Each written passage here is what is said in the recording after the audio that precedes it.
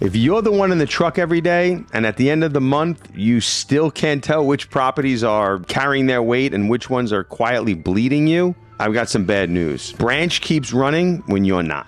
That's the whole difference. Cluster your properties and watch your labor costs by route, not just company-wide, because one loose route can hide a lot of the bleeding.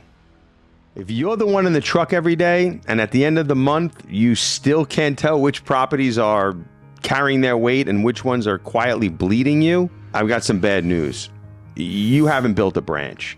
You've built a job. A job pays you while you're standing on the property. A branch keeps running when you're not. That's the whole difference. And it really comes down to a set of parts most owners, they have trouble putting in place. So here's what's actually inside a commercial branch that works. This is the build list. Number one, contracts, not quotes. Everything starts here. Quotes mean you start every year back at zero, hustling for work that may or may not show up. Contracts mean the work is committed before the year even starts.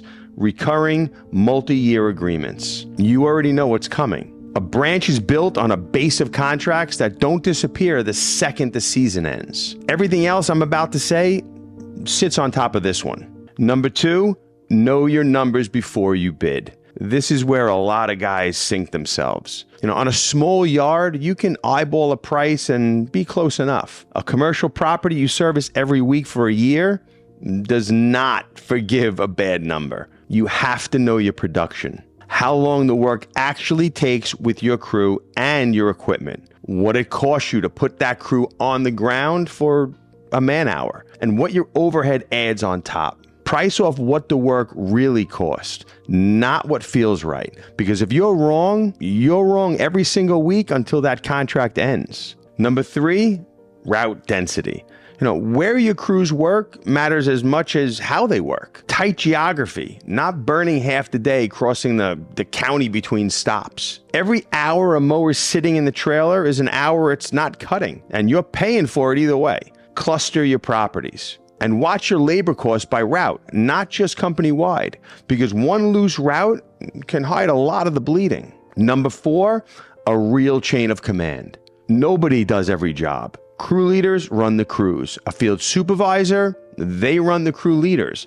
An operations manager and an account manager, they work side by side. One owns production and efficiency, the other owns the client. And a branch manager sits over the whole operation and owns whether it actually works. Everybody owns one lane, follows a standard, and gets held accountable. That's an org chart, not you trying to do all of it on your own, being the bottleneck for every decision on every property. Number five, daily job costing. Man hours every day. Labor is the biggest thing that decides whether a branch works. So you track it daily, not at the end of the month when the money's already gone. Budgeted hours versus actual hours on every property every day. A site running over gets flagged while you can still do something about it, not after it's quietly bled the entire month. What you don't measure, you can't fix. Number six, a quality control system. Your standard can't live inside your head. Write down what good looks like for each property, then walk it on a schedule and then score it. The site audits, they're going to catch that missed edge, something that wasn't blown out off properly, weeds starting in the corner, before the client does. And most commercial contracts give the client the right to write you up and put you on notice when the quality slips. So the audit shouldn't be optional. The standard you walk past is the standard you accept. Number seven, account management that engineers renewals. Winning the contract is really the easy part. Keeping it is the business. A branch doesn't cross its fingers at renewal time. It runs on a system. Proactive communication, reporting the client can hand straight to their boss, and renewal conversations that starts, months before the contract ends, not the week it expires. Keeping an account costs a fraction of winning a new one. So you build the machine that keeps it. Number eight, a real enhancement program. That base contract, that's what's going to keep the property alive. The extra work is where you're going to become the trusted advisor instead of just a mowing vendor. Your account managers, they should walk the property looking for what needs attention. A failing bed or a drainage problem, The entrance looks tired, and then they bring solutions, and time those solutions to when the client is actually setting next year's budget, not pushing, solving. Done right, this is how you grow an account without winning a single new one. Number 9, people recruiting and keeping crews. If you ask any owner in this business what's going to keep them up at night, chances are it's not the grass, and it's going to be labor. Finding people and keeping them is the number one thing that caps how big you're going to get. Turnover is the most expensive problem that most companies, they don't even try to control. Reliable schedules, getting people paid on time, recognizing when the work is good, a clear path to move up. And if you lean on seasonal labor like the H-2B visa program, treat it as a hedge, not your entire plan, because one delay out of Washington and you're short crews in your busiest month. Number 10, a safety program. This isn't a poster in the break room. It's real training, and it's the right equipment, and it's a culture where corner cutting is not going to be tolerated. Safety keeps your people whole, and it keeps your insurance from eating you alive, because your safety record follows you into every renewal and every new insurance quote. On commercial, you can't afford to be a company with a bad record. Nobody wants that vendor on their property. Number 11, systems that are actually written down, so that the branch runs without you. Everything I've said only holds if it's built into a process, not just stuck in one person's head.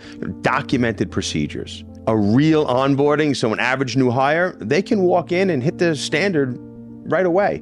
Crew leaders you actually develop instead of just promoting your best worker and then hoping they do the right thing. Systems are what let the branch survive a good person leaving. If it only works when you're there, you don't have a branch. You've got a really stressful job. Number 12, a system of record. One place the numbers can live.